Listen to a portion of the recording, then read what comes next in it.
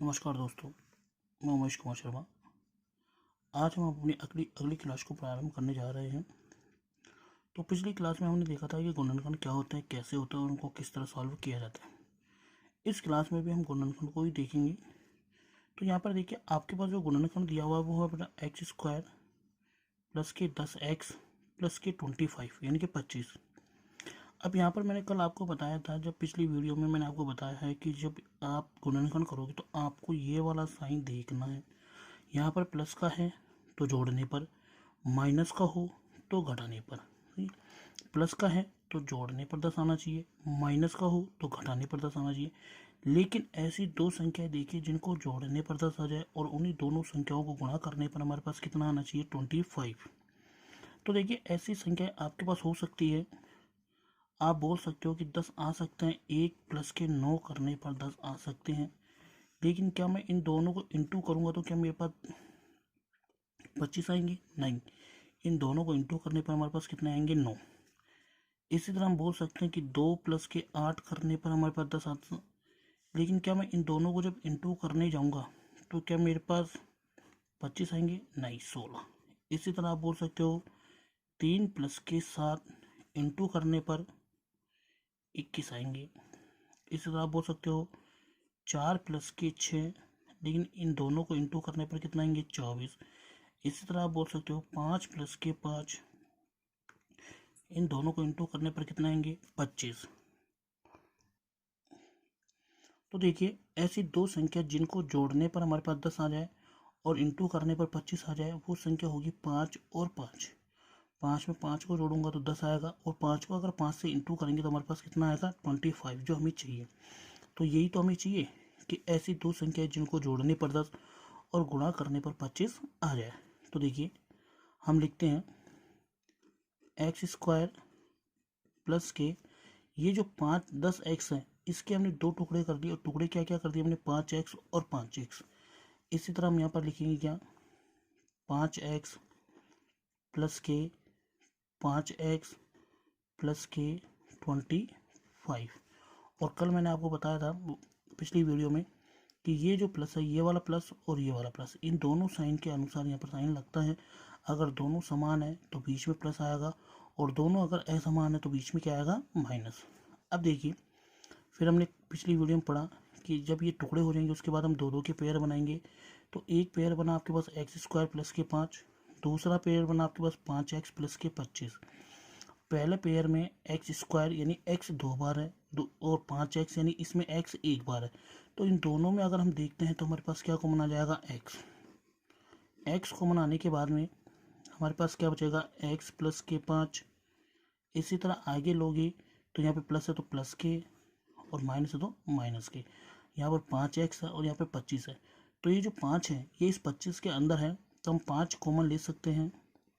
क्या बचेगा आपके पास, x प्लस के 5। अब एक पेयर ये बन गया और एक ब्रैकेट ये बन गया। इन दोनों ब्रैकेट में से एक ब्रैकेट हम ले लेंगे x प्लस के 5, और एक जो बाहर वाली संख्या हमारे पास x और प्लस के 5, ये किसका बनाएंगे, तो x प्लस के 5। ये अब इसके बाद में x प्लस के 5 जो हमारे पास आया, इसे हम किसका रूप देंगे, समीकरण को। समीकरण का रूप देने के लिए हम क्या कर देंगे, इसको 0 के बराबर। इसी तरह इसको भी हम क्या बना देंगे, समीकरण x प्लस के 5 बराबर में 0। आगे देखते हैं, ये जो प्लस के 5 है ये बराबर की उधर जाएंगे, किसके बन जाएंगे, माइनस के 5। ये जो प्लस के 5 है ये भी बराबर की उधर जाएंगे, किसके बन जाएंगे, माइनस के 5। इस तरह हमारे पास x के दो वैल्यू आ जाएगी, एक होगी माइनस के 5 और दूसरी भी क्या होगी, माइनस के 5। तो इस तरह हम इस सवाल का हल ज्ञात करेंगे। तो अब देखिए आगे, हमने देखा एक्स स्क्वायर प्लस के 7x माइनस के 44। अभी हमने जो पीछे सवाल करा था उसमें यहाँ पर प्लस था, और अब यहाँ पर क्या आ गया, माइनस। तो यहाँ पर अगर माइनस है तो हमें ऐसी दो संख्याएं देखनी जिनको घटाने पर तो क्या आ जाए, 7, और इंटू करने पर क्या आ जाए, 44। तो ऐसी दो संख्याएं देखिए अपने पास कौन कौन सी हो सकती है। हम बोल सकते हैं 7 माइनस के 3, 10 माइनस के 3, सॉरी 10 माइनस के 3, लेकिन इन दोनों को इंटू करने पर क्या आएगा, 30। इसी तरह आप बोल सकते हो 11 माइनस के 4, घटाने पर 7 आ जाएगा, और इंटू करने पर क्या आ जाएगा 44। तो जो हमारा आंसर है वो क्या आ जाएगा 11 और 4। जिसकी हम खोज कर रहे थे वो क्या आ जाएगा 11 और 4। ऐसी दो संख्याएं जिनको घटाने पर तो 7 और इंटू करने पर कितना आ जाए 44। तो वो दो संख्याएं कौन कौन सी है 11 माइनस के 4। अब आ जाइए एक्स स्क्वायर प्लस के। इस 7x के हमने दो टुकड़े कर दिए। कौन कौन से टुकड़े कर दिए, एक तो हमने कर दिया 11 और एक हमने कर दिया 4। तो एक तो हमारा हो जाएगा 11x, एक हमारा हो जाएगा 4x माइनस के 44।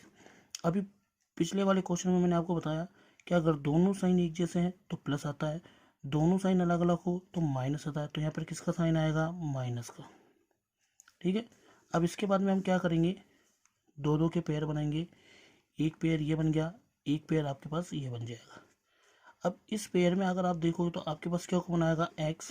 क्या बच गया हमारे पास x प्लस के 11। इसी तरह इस पेयर में अगर आप देखोगे तो क्या कॉमन आएगा हमारे पास 4, और ये 4 किसके कॉमन आएंगे माइनस के। तो हमारे पास क्या बचेगा x प्लस के 11।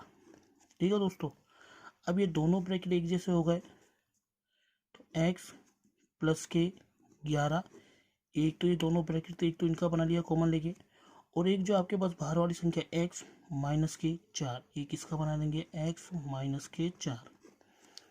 दोस्तों अब फिर उसके हम क्या करेंगे समीकरण के रूप में करेंगे। तो x प्लस के 11 बराबर में 0, इधर है x माइनस के 4 बराबर में 0। ये प्लस के 11 जो है उधर जाएगी किसके हो जाएंगे माइनस के 11। इसी तरह ये माइनस के 4 उधर जाएगी किसके हो जाएंगे प्लस के 4। इस तरह हमारे पास जो समीकरण है उसमें x की वैल्यू हमारे पास दो वैल्यू आ जाएगी, एक तो माइनस के 11 और एक आपके पास क्या आ जाएंगे 4। तो हमारे पास समीकरण था एक्स स्क्वायर प्लस के 7x माइनस के 4। इसके शून्यक या इसके बहुपद या इसके गुणनफल करने थे। तो इसके शून्यक जो है वो हमारे